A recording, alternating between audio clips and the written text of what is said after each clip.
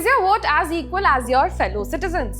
I mean, इसी reason की वजह से हम कहते हैं कि डेमोक्रेसी जिंदा है, लेकिन रफली स्पीकिंग ये कुछ टाइम से इक्वल रहा नहीं है। अब 2026 के बाद जो होने वाला है वो इसे ठीक कर सकता था या बहुत ज्यादा बिगाड़ सकता था। डिलिमिटेशन ये प्रोसेस डिसाइड करेगी कि बिहार का एक वोटर तमिलनाडु के एक वोटर से पॉलिटिकली ज्यादा पावरफुल है या नहीं। ये एक साइज़मिक पॉलिटिकल इवेंट है और ज्यादा लोग इसके बारे में चर्चा कर तो नहीं रहे हैं। Now what is delimitation? Simple terms में इसका मतलब है एक प्रोसेस जिसमें ये डिसाइड होता है कि हर स्टेट को लोकसभा में कितनी सीट्स मिलेगी और उस स्टेट के अंदर कॉन्स्टिट्यूएंसी बाउंड्रीज कहां खींची जाएंगी। कॉन्स्टिट्यूशन के आर्टिकल्स 82 और 170 कहते हैं ये एक्सरसाइज हर सेंसस के बाद होनी चाहिए। तो 1951, 1961 और 1971 के सेंसस के बाद डिलिमिटेशन तो हुई थी और फिर रुक गई। पर हाउ इज डिलिमिटेशन डन? एक डिलिमिटेशन कमीशन बैठाई जाती है जो पार्लियामेंट के एक्ट के अंडर काम करती है, but it is an independent body and the courts do not get to intervene in its decisions. Neither does parliament. वो डिसाइड करता है सीट्स की बाउंड्रीज और ये भी डिसाइड करता है कौन सी सीट्स SC ST के लिए रिजर्व्ड होंगी। अब एक सिंपल सवाल है, 1971 में इंडिया की पॉपुलेशन थी 54.8 करोड़।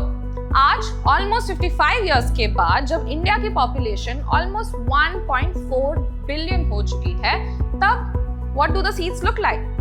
अभी भी 543, so they have stayed frozen. But क्यों? इसके बारे में आज हम बात करते हैं। 1976 में 42nd कॉन्स्टिट्यूशनल अमेंडमेंट के बाद सीट्स को 1971 सेंसस पर ही फ्रीज कर दिया गया था, पर ये freeze was applicable only till the year of 2000। फिर 84th अमेंडमेंट आए जिसने इसे 2026 तक एक्सटेंड किया। किसे? फ्रीज को 2026 तक एक्सटेंड किया। बट द रीजन बिल्कुल वैलिड था। आइडिया ये था कि अगर पॉपुलेशन बढ़ाने पर सीट्स मिलती हैं तो जिस स्टेट्स ने पॉपुलेशन कंट्रोल नहीं की उन्हें पॉलिटिकली रिवॉर्ड क्यों किया जाए। केरला और तमिलनाडु ने इन्वेस्ट किया लड़कियों की एजुकेशन में, हेल्थ केयर, फैमिली प्लानिंग, पर यूपी और बिहार ने उतना नहीं किया। तो अगर आप सीट्स पॉपुलेशन के हिसाब से रीडिस्ट्रीब्यूट कर रहे हैं, आप बेसिकली उन स्टेट्स को पनिश करते हो जिन्हें पनिश नहीं करना चाहिए। सॉलिड लॉजिक 1976 में। बट प्रॉब्लम ये है कि 50 साल बाद वो डेमोग्राफिक गैप जो तभी एग्जिस्ट करता था अब एक खाई बन चुकी है। क्यों? क्योंकि 2026 में वो खाई डायरेक्टली पॉलिटिकल रिप्रेजेंटेशन में ट्रांसलेट होने वाली है।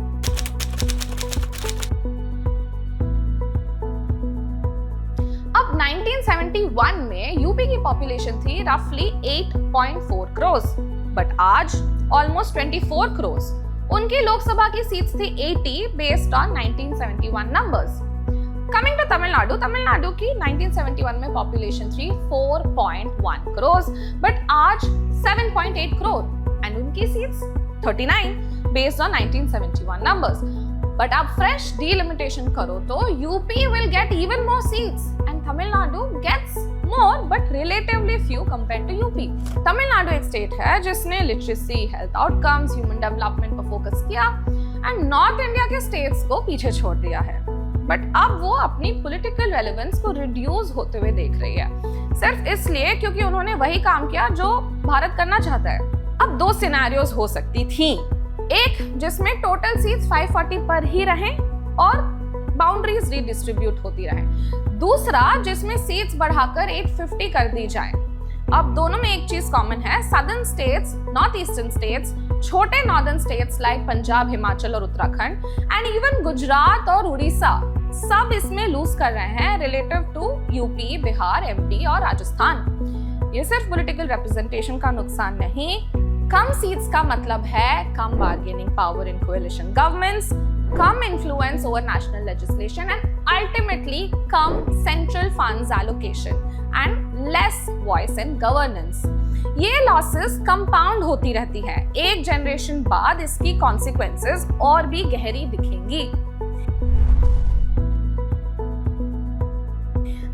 इंपॉर्टेंट पॉइंट है जो ऑफन मिस होता है, इंडिया सिर्फ एक डेमोक्रेसी नहीं, it is also a union of states. Rajya Sabha exist इसीलिए ही करती है क्योंकि कॉन्स्टिट्यूशन के फ्रेमर्स जानते हैं अगर सब कुछ पॉपुलेशन से ही डिसाइड होगा तो छोटे स्टेट्स और डिवर्स रीजन्स परमानेंटली ओवरवेल्म्ड रह जाएंगी। एंड अपर हाउस में इन्हीं स्टेट्स को रिप्रेजेंटेशन मिलती है एंड इन्हीं रीजन्स को रिप्रेजेंटेशन मिलती है। दिस मूव वाज डेलिबरेट, यही सोच के डिजाइन किया गया था कि the states feel more and more represented. लेकिन लोकसभा वही हाउस जो गवर्नमेंट बनाता है, जो बजट पास करता है, जो एक्चुअल पावर होल्ड करता है, वहां पॉपुलेशन का डोमिनेंस रहता है। अगर फ्रेश डिलिमिटेशन हुई तो सिर्फ डेमोग्राफिक लाइंस पर ही की जाएगी और ये एक परमानेंटली लॉपसाइडेड स्ट्रक्चर बनाता है। एक बार यूपी और बिहार को डिस्प्रोपोर्शनेट लोकसभा सीट्स मिल गई तो वो एडवांटेज सिर्फ एक इलेक्शन के लिए नहीं रहता। डेमोग्राफिक मोमेंटम स्लो होता है और ये एक स्ट्रक्चरल और जनरेशनल इशू बन जाता है। जब साउथ इंडियन स्टेट्स फील करने लगे कि नेशनल पॉलिटिक्स में उनकी कोई रियल वॉइस नहीं है तो जो रेस्पॉन्सेज आएंगी वो प्रेडिक्टेबल है। ग्रेटर फिस्कल ऑटोनॉमी की डिमांड्स, स्ट्रॉन्गर स्टेट्स राइट्स के लिए एजिटेशन और एक्सट्रीम केसेस में इवन सेपरेशन की डिमांड्स चलती रहती हैं।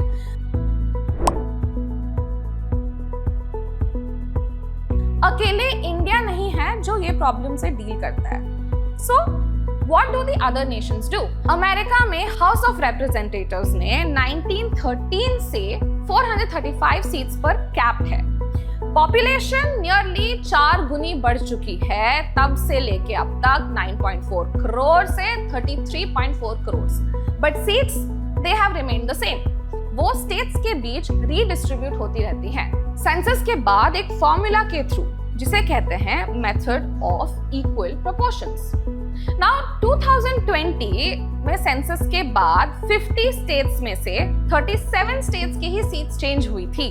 टेक्सास ने 2 गेन किए, कुछ स्टेट्स ने एक आध गेन किया और कुछ स्टेट्स ने एक आध लॉस किए। There was no dramatic change, no existential federal crisis. Even अगर हम यूरोपियन पार्लियामेंट को देखें, 27 कंट्रीज हैं, 720 सीट्स है और ये फॉलो करते हैं डिग्रेसिव प्रोपोर्शनैलिटी का प्रिंसिपल। इसका मतलब है जितना बड़ा कंट्री उतना ज्यादा सीट्स पर सिटीजन के रेशियो के हिसाब से। मीनिंग डेनमार्क के पास 60 लाख पॉपुलेशन है और 15 सीट्स हैं, so the average comes to 4 lakh per seat. Germany के पास है 8.3 crore population and they have 96 seats, so an average of 8.6 lakh per seat. Smaller countries are deliberately overrepresented क्योंकि पर्पस सिर्फ नंबर्स काउंट करने का नहीं है, पर्पस एक वायबल रिप्रेजेंटेटिव फेडरेशन बनाए रखने का है। Of course, there is one more twist. India का लास्ट सेंसस था 2011 में, बट 2021 की सेंसस डिले हो गई कोविड के वजह से एंड अदर एडमिनिस्ट्रेटिव रीजंस। अब इस साल अप्रैल में सेंसस की एक्सरसाइज स्टार्ट हुई है और कॉन्स्टिट्यूशनल फ्रीज इस साल एक्सपायर भी हो रही है। नॉर्मल सिनेरियो में 2031 की सेंसस ट्रिगर करती है डिलिमिटेशन को as the first census after 2026। लेकिन अब 2021 की जो डिलेड सेंसस है वो कंप्लीट होते ही रिजल्ट्स माइट कम इटसेल्फ, तो वो भी अब डिलिमिटेशन का एक्सरसाइज ट्रिगर कर सकता था। मतलब डिसीजंस जो भी अभी हो रहे हैं, सेंसस का कंडक्ट होना, डिलिमिटेशन कमीशन के लिए फ्रेमवर्क सेट करना, कॉन्स्टिट्यूशनल अमेंडमेंट्स वगैरह, ये डिसीजंस इंडिया की पॉलिटिकल आर्किटेक्चर को शेप करेंगी for the next 50 years.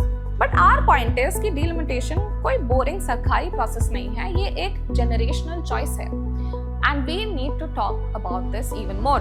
Constituency एक लाइन है मैप पर, एक एडमिनिस्ट्रेटिव बाउंड्री है, लेकिन ये लाइन डिसाइड करती है कि आपके वोट की कितनी वैल्यू है, डिसाइड ये भी करती है कि आपकी स्टेट का नेशनल पॉलिटिक्स में कितना रेलेवेंस है। और अभी वो लाइंस जो 1971 में ड्रॉ की गई थी एक इंडिया को रिफ्लेक्ट करती है जो अब एग्जिस्ट नहीं करता।